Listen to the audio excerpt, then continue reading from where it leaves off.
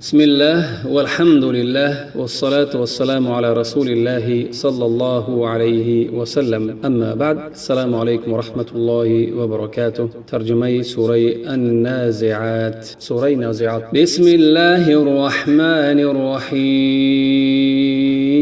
به نام الله بی اندازه مهربان و بی نهایت با رحم. و النازعات غرقا. سوگند به فرشتگانی که روح بدکاران و کافران را با سختی و شدت از بدنهایشان برمی کنند. و الناشطات نشطا. و سوگند به فرشتگانی که روح نکوکاران را با نرمی و ملایمت از بدنهایشان بیرون می آورند. و السابحات سبحا. و سوگند به فرشتگانی که برای اجرای فرمانهای حق به سرعت نازل می شوند. فالسابقات سبقا. و سوگند به فرشتگانی که در ایمان، عبادت، پرستش و اطاعت بر یکدیگر به صورت ویژه‌ای سبقت می گیرند. فالمدبرات امرا. و سوگند به فرشتگانی که به اذن الله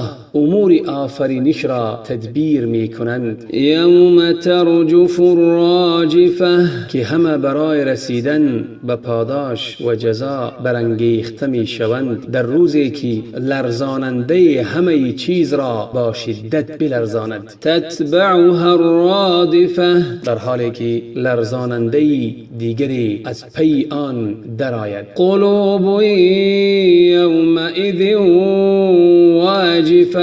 دلهای در آن روز بیم دارند و هراسانند. ابصارها خاشعه. و چشمها از ترس و بیم فرو افتاده است. یقولون ائنا لمردودون فی الحافره. میگویند آیا ما پس از مرگ به همان حالت اول که در دنیا بودیم بازگردانده میشویم؟ اذا كنا عظاما نخره. آیا زمانی که ما استخوان‌های پوسیده و ریز ریز شدیم باز می‌گردیم؟ قالوا تلك اذا کرة خاسره. و گویند بازگشت به حیات دوباره در آن زمان بازگشتی زیانبار است. فانما هی زجرة واحده.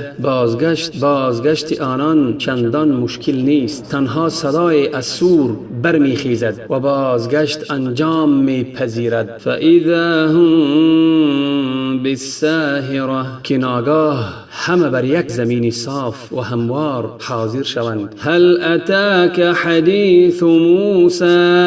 آیا سرگذشت موسی به تو رسیده است؟ اذ ناداه ربه بالوادی المقدس طوى.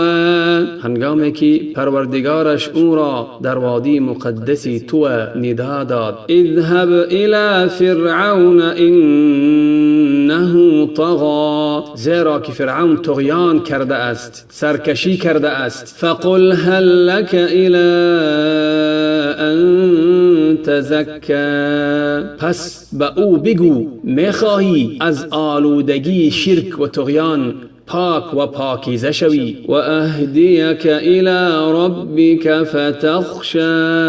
من تو را به سوی پروردگارت راهنمایی میکنم تا از او بترسی و از طغیان و سرکشی دست برداری. فاراه الآیة الکبری. پس آن معجزه بزرگتر را به او نشان داد. فکذب و عصی. ولی او آن را تکذیب کرد و سرپیچی نمود و سرکشی کرد. ثم ادبر یسعی. سپس به حق پشت کرد و برای نابودی موسی به تلاش برخاست. فحشر فنادى.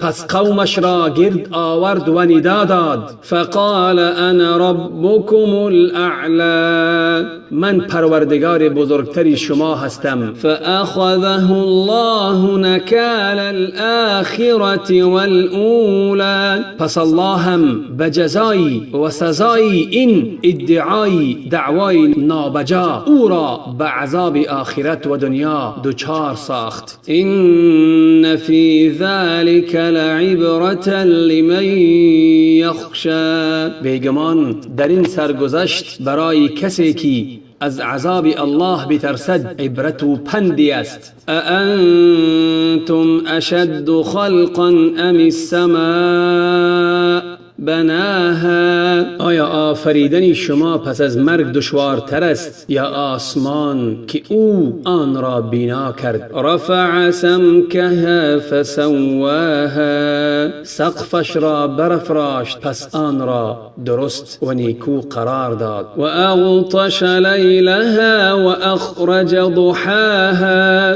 و شبش را تاریک و روزش را روشن ساخت. والارض بعد ذلك دحاها. و زمین را پس از آن گسترانید ای وسیع و هموار کرد. اخرج منها ماءها و مرعاها. و از آن آب و چراگاهش را بیرون آورد. والجبال ارساها. و کوها را محکم و استوار نمود. متاعا لکم ولانعامکم. تا از آن آب و گیاه که از بیابان و کوه برانگیزد قوت شما چهارپایانتان براید تا مایه‌ای برخورداری شما و چهارپایان شما باشد. فاذا جاءت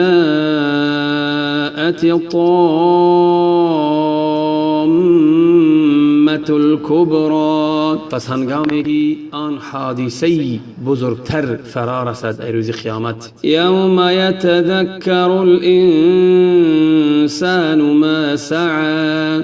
در آن روز انسان آنچه تلاش و کوشش کرده به یاد آورد. و برزت الجحیم لمن یرا. و دوزخ را برای هر بیننده آشکار سازند. فاما من طغى. و اما کسی که طغیان و سرکشی کرده. و آثر الحیات الدنیا. و زندگی دنیا را بر زندگی ابد جاوید آخرت برتری دهد. فإن الجحیم هی المأوى. پس بیگمان جایگاهش دوزخ است. و اما من خاف مقام ربه و نهى النفس عن الهوى. و اما کسی که از مقام و منزلتی پروردگارش ترسیده و نفس را از هوا و هوس باز داشته است. فإن الجنة هی المأوى. پس بیگمان جایگاهش بهشت است. یسألونک عن الساعة ایان مرساها. همواره از تو درباره قیامت